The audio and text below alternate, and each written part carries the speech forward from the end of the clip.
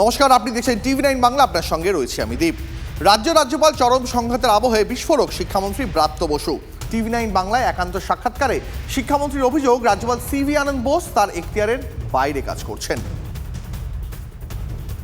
রাজ্যপাল সংঘাত এবং সেই সংঘাত বলা চলে ক্লাইম্যাক্সে এসে উপনীত হয়েছে। সেই জায়গায় দাঁড়িয়ে খোদ শিক্ষামন্ত্রী ব্রাত্য বসু সঙ্গে রয়েছেন।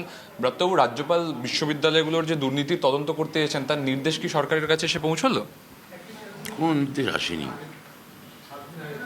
কোথায় দিলেন, কাকে দিলেন এখনো জানি না। পুরোটাই একটা ধোঁয়াশায় পরিপূর্ণ ব্যাপার। আশা করছি নিশ্চয়ই আজকে ছুটি আছে, হয়তো সোমবার পাবো আশা করি। কিন্তু আরেকটা নির্দেশ গেছে গৌড়বঙ্গ বিশ্ববিদ্যালয়ের রেজিস্ট্রারের কাছে।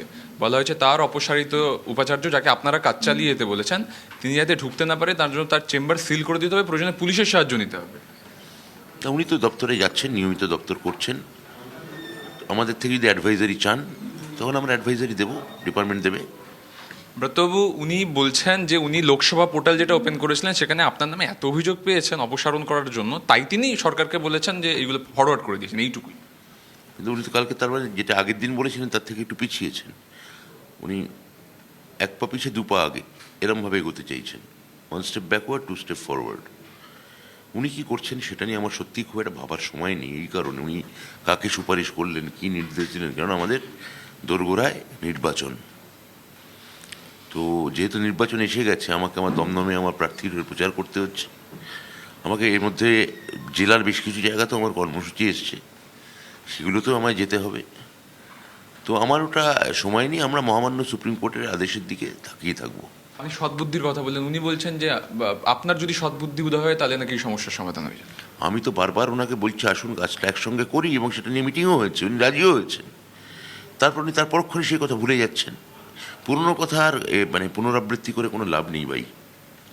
শিক্ষামন্ত্রী ব্রাত্য বসু পরিষ্কারভাবে বলছেন যে সুপ্রিম কোর্টের নির্দেশের অপেক্ষায় তারা, এবং এই সমস্যার আশু সমাধান না হলে পরিস্থিতির উন্নতি হবে না। ক্যামেরা অভিজিতের সঙ্গে Suman, TV9 Bangla, Kolkata.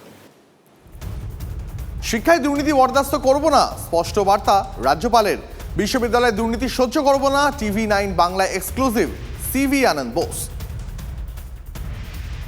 Responsibility for running the universities lies with the Chancellor, because Chancellor, as per the University Act and also the pronouncement of the Supreme Court, is head of the universities. Bengali universities, I see the onrush of violence and intimidation, and also there are complaints about corruption. None of these things will be allowed to happen in the university. Strong action will be taken to understand the truth behind the allegations. I have ordered the institution of a judicial inquiry. They will get the order. I am not a copycat governor. Copies will reach from those who are exposed to send it to them. They will certainly get it. It's an open order which will go to them. The Education Minister is stating that he wants to work with you. You are not just forwarding your hand. That is his point of view. Since this question has come up over and over again recently, I would like to clarify it. My esteemed constitutional colleague, the Chief Minister, and me as Governor, we met together. I would like to close this chapter. I would like Olive Branch to be there in all the universities.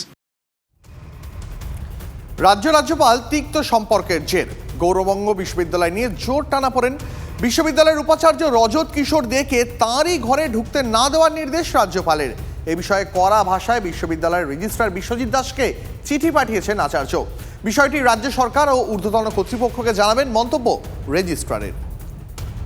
চ্যান্সেলরের দপ্তর থেকে একটা চিঠি আসে, সেই চিঠিতে বলা হয় পূর্বতন vice chancellor ওনাদের কথা অনুযায়ী রজত কিশোর দে, যাকে রাজ্যপালই নিয়োগ করেছিলেন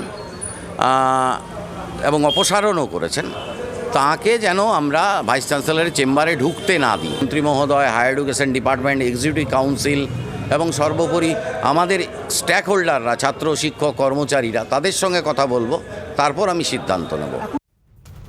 আর এই সংঘাত নিয়ে সুভাষ সরকার কি বলেছেন সেটা শোনাবো আপনাদের। রাজ্যপাল যখন এই ধরনের পত্র দিয়েছেন, নিশ্চয়ই তার কোনো কার্যকলাপ সেটা প্রশাসনিক দায়িত্ব ঠিকভাবে পালন না করার এরকম অভিযোগ নিশ্চয়ই সামনে এসেছে। আসি পরের খবরে।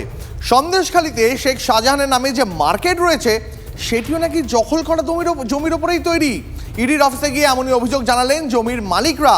ইডির কাছে জমি হারাদের অভিযোগ, প্রাণনাশের হুমকি দিয়ে জোর করে কেড়ে নেওয়া হয় জমি। জমি যে তাদের নামেই ছিল তার প্রমাণ দিতে জমির নথিও ইডির অফিসে জমা দিয়েছেন মালিকরা। শেখ শাহজাহান যে মার্কেটটা, ওটা আমাদের জায়গার উপরে শাহজাহান জবরদস্তি দখল করে নিয়ে নিয়েছিল, তার ব্যাপারে আমরা এই অফিসে এসেছিলাম। কত সালে নিয়েছিল?